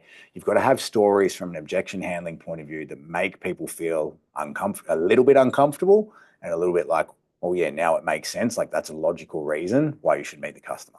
So if I'm saying you're not going to get the best person because I can't tell them how good you are because I haven't met the person, or tell me about X, and I can't answer that question, it's a really good way to kind of get through that. And over time, ideally you want to move away from customers that are just sending you contract roles that are like that, or find a way to get on their sales floor. So I've had, Gemini are a big customer of mine for a long period of time. At one stage I had, close to 100 contractors on site there. They would send 3 dot points to 5 agencies and be like, there you go, that's what we need. But I made sure I was on site half a day a week. I knew when their project resource meeting happened, and I'd make sure I was walking the floor and I'd find a person on the project or the decision maker to have that conversation. So you've always just got to think, how do I get creative to get around that? And then to our anonymous person. So when presenting candidates to the client over the phone, are you trying to provide insights that aren't obvious on the resume, i.e. sell the candidate? How do you find the balance of not overselling and not telling the client just what they want to hear? Great question. So that all comes back to your job qualification. So in that job qualification, I want to find out exactly what the client wants to achieve, what success looks like. That's what I want to sell. I also want to highlight anything that might be a gap. So any gaps in the CV, anything that's a little bit strange about the candidate. So whether they're accented, anything that might stand out that you think they need to know about. I'm team be very candid. And sell the candidate as they are. If you say a candidate is accented, often I will have customers come out and be like, oh, Matt, I thought you were a bit harsh there. They weren't as bad as you thought. I'd rather have that than not say that they're accented, for example, if communication is important to them. And then, and then them come out and be like, Matt, you didn't tell me, like, they were really hard to understand. So usually when you highlight a challenge, it's less of a challenge than if you don't tell a customer about it. So I want to I want to certainly sell them on the things that are important to the job qualification, handle any gaps or anything that's strange, and then talk to them about the prep part. So assuming you meet this candidate and you want to move forward, this is what's important to them. So it's not even just about selling the candidate for the interview. It's about also as you lock in that interview, then selling the interview prep part and what's important to the person. Again, this is not the prettiest format I've seen or done. I'd love to get it into some beautiful dials and stuff over time. It might be something I do over Christmas. But when I think about things, so we've got the 3 C's: closing, control, create urgency on the right, which is over here, and a little checklist. And then I've got qualified candidates and qualified roles. So when I'm thinking about the recruitment process, I always think about that. I think about these different lenses. So the first lens is, am I working with a qualified candidate? Because so many people spend time with unqualified candidates, and this can change through the process. They could be qualified day one, but somewhere through that process, you've lost control, you're not closing, you don't have urgency, or they're no longer a qualified candidate. So same thing, I'd just be green and red here, or green, red, and yellow. Some of these aren't going to be deal breakers, but they're just a good visual for you to consider. So if I'm thinking about a qualified candidate, some questions to ask, am I working with the candidate exclusively? Obviously, if that's happening, that's a brilliant place to be. How many roles have they applied for directly or via an agency? Again, you need to think about your space and go, is that green, yellow, or red? Where does my role sit amongst other opportunities? If I'm opportunity 3 and we've got through interview process 1, I'm opportunity 3. I know I've got a second stage interview. I'm 9 times out of 10 removing that candidate from the process because we're wasting time. Are we clear on their drivers? This is a huge one. Have they saved your number in your phone? For me, that's like test number 1. If I ring you and you don't know who I am, you're probably not a qualified candidate because you should have cared enough to have saved my number in your phone. Big one to track there. Do they return calls and make themselves available? So again, if we go back to that excellence in the process, in that interview stage, I'm telling them what I expect. When I'm booking in their interview, you're interviewing at this place at this time. Can you call me after the interview, or when can you call me? Book in a time. If they don't return the call when they said they're going to do it, I call them out on that. So many recruiters give candidates passes along the way. Doesn't mean you need to be rude, but if someone doesn't follow through on a promise, I call them out on it politely. So you want to, all of these things are a test. Do they have the skills and experience to do the role? Hopefully that's, should be green, or you shouldn't be putting them forward. Are they fit for the location? Does the work from home work for them? Have they done the required results? Where does the role sit for them out of 10? Have you discussed counter offers? All of these things are a checklist to say green. And the big one at the bottom, should I continue working with this candidate? That's a question you should be asking yourself every way through the process. So every time I talk to a candidate, even if I've qualified them at part 1 of the process, what's changed since we last spoke? And then I'm walking them through qualifying them again at each part of the process. Where does this role sit amongst other opportunities? I'm taking them through a framework. From an assignment or a role point of view, again, these are the things I'd be looking at to go, should I be working this role? So this a bit comes back to your question, Sam. How long's the role been open for? Where does it exist? Have I taken a full JQF? Have I challenged every one of the criteria? What is the client's decision-making criteria? Do I know how the person will be measured in the role? What does success look like? What will the person do day to day? Do I know the client's value prop? Do I know the manager's value proposition? And big question to ask yourself, is the role actually fillable on the above? So a checklist that you should build out for your sector. Then from a process point of view, because so many people miss this, is the role approved? Is it exclusive or retained? How many agencies? Have I met the decision maker face to face? For me, if that's a no, I won't even work the role. Like for me, it just means I'm commoditized down to nothing. I'm adding no value. I'm wasting my time. If someone won't meet with me, they're not serious about working with me. So, and for me, like that would be a deal breaker. Does the client actually partner? Do they return calls, follow up quickly? Do I know the process, or probably better yet, have I set the process for them? Have you agreed timelines, pre-booked interviews? Are you part of the interview process? And that would be a conversation for another day. Do I know the process for the letter of offer? So many people lose deals there. They get to the verbal offer, they're excited. Then the client says, actually, we've got to send it back to the UK, to England to get the paperwork signed. It's going to take 2 weeks and we need to do a medical. They lose the deal. You should know all of these things up front. So for me, anything that happens to you as a recruiter, any deal you lose, you're responsible for.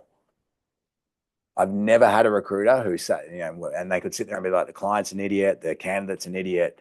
Then as soon as I go through their process, I'll find holes everywhere. So it's very, very rare. And the person still might be an idiot, but that's usually not the reason you've lost a deal. You've usually lost a deal for a hole either in your process flow, your timelines, or the information gaps that you're missing. So that's qualified candidates, qualified clients. I just want to whip quickly through control, close, create, urgency. Again, that's a session that in itself where we could spend a lot of time around how every part of the process hangs together. But same thing. If we're looking at closing, we want to look at some of these things here. So do we have their rate expectations and salary? No range. You should never have a range with the candidate. They're always going to want the top end. Client's always going to want the bottom end. And do I have it in writing? So for me, again, that authority to represent is saying I'm going to present you at this salary. Not at a range. I'm going to present you to this customer for this role for this salary. The test is already there. Every step of the process, I'm reconfirming salary and rate expectations. Why are they looking to leave their current employer? I should know the detail there. What are their other opportunities? Am I trial closing? A really simple kind of framework for are you closing? Same thing for are you in control? As the candidate saves your number, they remember the role, you're having open and honest conversations. That's a little bit subjective, but important. They're actually excited about the opportunity. They're updating you on the other roles, where your role sits. They deliver on their promises. You've interviewed them face-to-face. If you haven't interviewed them face-to-face, you actually have no control, in my opinion. You've set expectations up front. This is how I work. And you've also set expectations around tough questions. So you're pre-closing them on, when you get out of that interview, the question I'm going to ask you is if I can get X dollars with a Y start date, can I accept on your behalf? You need to be ready to answer that question. You need to ask enough questions to the customer to be ready to answer that question. Is that okay? And then from an urgency point of view, commitment to timelines, you're a step ahead every step of the way. I've coached the client around reducing the timelines every step of the way. I've set the expectations. I'm using the words today, now, confirm. I'm using things that create urgency. And then I'm also just thinking about the red flags. Is the candidate delaying? Anytime there's a delay, I'm just assuming I'm not in control, right? Something wrong's happening. It doesn't matter what that delay is. Doesn't matter what the excuse is. It's a red flag for me. Are the goalposts changing? Has the rate changed? Has the salary changed? They're not locked. They've not locked in for interview prep, or they don't want to lock in for interview prep. They're not following any agreed step that we've agreed to along the way. Red flag. They're cancelling interviews. Again, not met the client face to face, not interviewed the candidate. So the 3 C's is huge. If I could get someone doing the 3 C's on every interaction, that's the game changer for being amazing at your craft. But again, we don't have time tonight, so I just wanted to whip through that and give you guys some nuggets there that you might take away. Well, I appreciate you all joining us. I hope you've got a lot out of this session. Again, thanks, guys. Have a great night. Thanks for tuning in to another Confessions of a Recruiter podcast with Blake and Declan. We hope you enjoyed and got a lot of value and insights out of this episode. If you do have any questions or you would like to recommend someone to come on the Confessions podcast, we would love any introductions. And remember the rule of the podcast: like, share, and recommend it to a friend. Until next time.